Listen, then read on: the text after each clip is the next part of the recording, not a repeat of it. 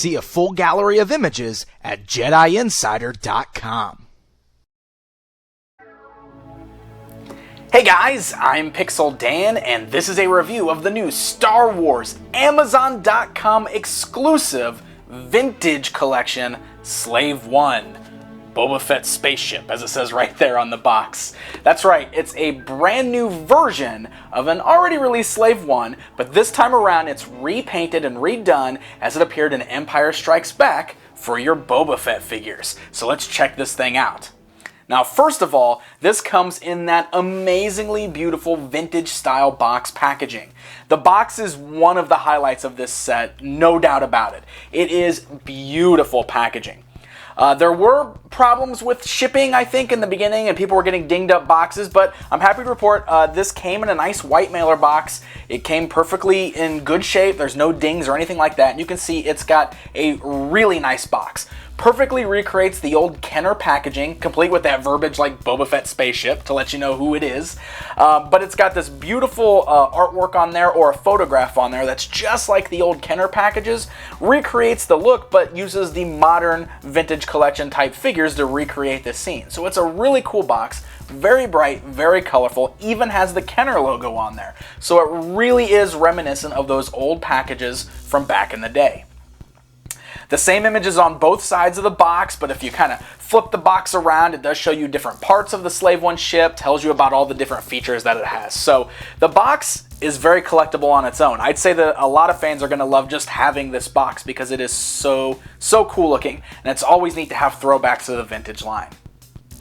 So when you open up the box, you pull out the insert there. There is a cardboard tray that just holds all the ship and all the pieces, and as you can see, there are several bags. You do have to put some parts together. There's some minor assembly required. There's a sheet of instructions that will help guide you through the process of doing this. It's actually very simple. Won't take you very long to pop the parts on at all. And there is a sheet that's got like 7 little stickers on there. Again, very easy to assemble. That same sheet will guide you through that process. And once it's complete, this is what we end up with. This is the new vintage collection Slave One as it appeared in Empire Strikes Back.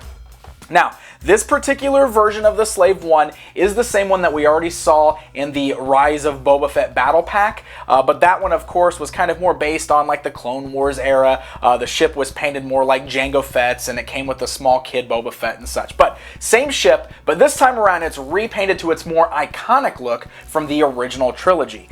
And I will say that this thing has quite an incredible deco on here. That's probably one of the best parts about this. Not only is the size big and chunky on this thing, but it just looks gorgeous. Boba Fett's ship is a very cool looking ship already, and you can see that Hasbro did a really great job of capturing all the colors on there.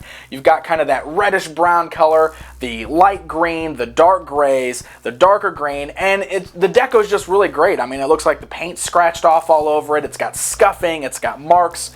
Just the overall aesthetics of this thing, along with the great sculpting, all the panels and lines and everything that are sculpted in there, lots of great details. The overall ship just looks gorgeous, and it's just going to look beautiful sitting up on your display shelf. Lots of extra great details are on here as well. You can see the way that the wings are designed this time around. You can see kind of like some gray mechanics and stuff on the inside where the wings attach, which is a very nice touch.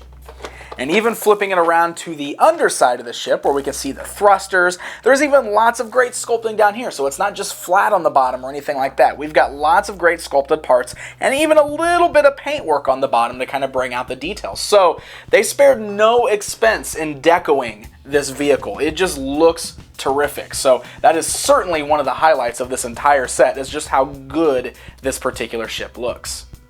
Now, there are quite a few different little features with this particular ship. So let's go ahead and run down all the different included features so we can see what we've got here.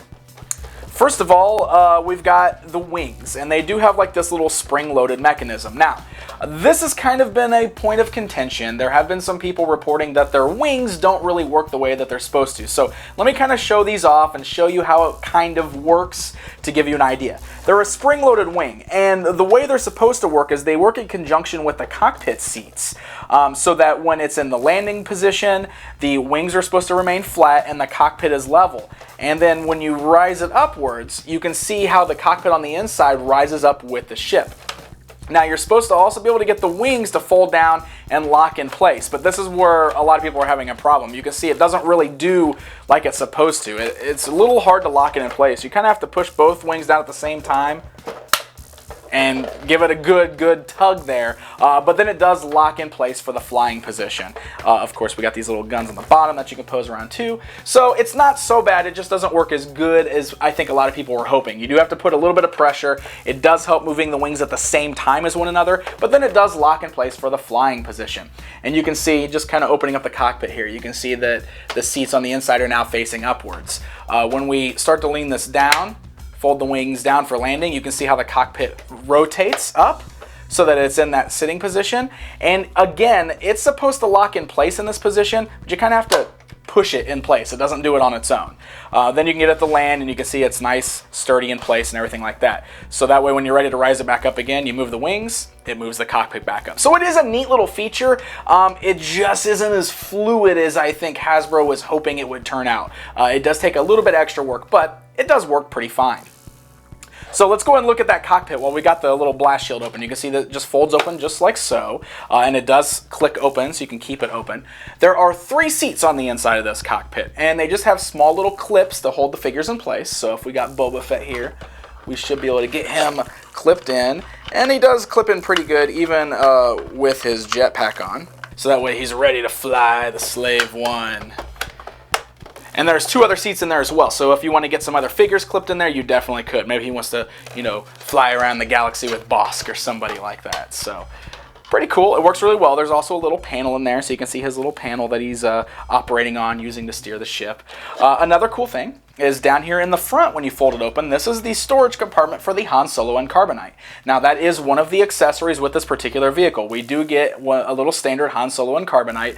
It's an accessory we've received many times in the past, but it is a newer version of it. You can see it's a little more square. It is hollowed out on the inside, but it's mostly all just that same kind of solid color gray.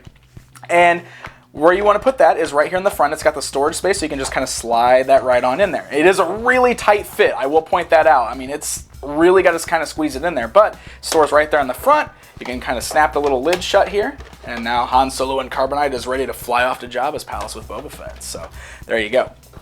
All right, so I mentioned briefly that we've got these little guns down here on the bottom. Of course, those are fully articulated, so you can rotate those blasters around. They do also have a spring firing mechanism, so you press the little buttons on there, it launches the missiles off, and it's got a really nice spring-loaded firing mechanism, so it does have a really nice shot to it. Now, there are some other weapons on this ship. You'll notice that on the back side, we do have 2 little bombs that are attached on the back side there. And on the sides of the ship, on both sides, so there's a little push button, so that while you're flying this direction, you can release it, and it drops the bombs. Now, of course, he would be flying like more this way, so I guess you'd be releasing the bombs outwards, but you get the idea. Boom, drops the bombs off. So another fun little feature, and those just clip right back in when you're ready to put them back in there. So it works very easy there. All right, so turning around to the other side here, we do have a nice little opening hatch on the side there. This has just got a cool little nice little platform on the inside, so you can store a bunch of figures in there. You can stand them on the inside. There's a bunch of little foot pegs here, so if you want to stand any of your figures on the foot pegs, you can definitely do that. You can get them posed on the inside of the ship. There's some little stickers in there with little control panels and stuff like that, and just gives you some more play, some more storage area for some different characters, or if you want to, set it up on a display shelf like this, another place that you can display your figures. And then finally we come to the back. The back side right here kind of slides down into a ramp, and then you lower down this inside here, and this is where we store the cool little containment unit, or this is kind of like the little prison cell thing. You can actually store figures in here. Of course, Boba Fett wouldn't be putting himself in there, but any of us prisoners or anything like that, put them in the little hold there and close the lid over it. Now, I will point out that's all just molded in a solid gray plastic. The box shows this kind of translucent on top, so you can see through it. So kind of a bummer that it's not actually like that. But the whole idea here is that, of course, you would just put it up here on the top. You'd raise it up into the ship, so now he's ready to take his prisoners on with him. And then you can just put the ramp right back up as well. So There you go. That's what that looks like. So pretty cool. It's a really nice looking ship, like I said. The best part about it is definitely the deco, but it does have some really fun features. The tricky part, of course, is with those wings, but it's not so bad. I think I kind of lucked out. I didn't have any missing pieces, and nothing is, I mean, like, the wings still work. It just takes a little effort. I've seen, there's been a lot of reports of missing items and stuff like that with this particular ship.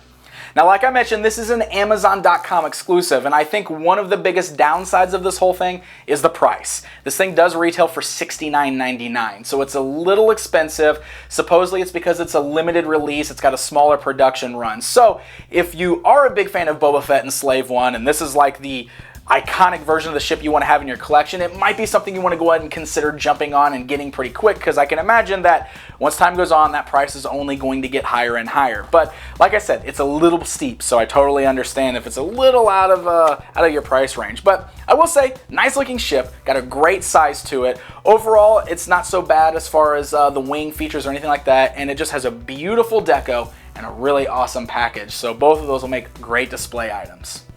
So there you go, guys. There's a look at the brand new Amazon.com exclusive Slave One. Until next time,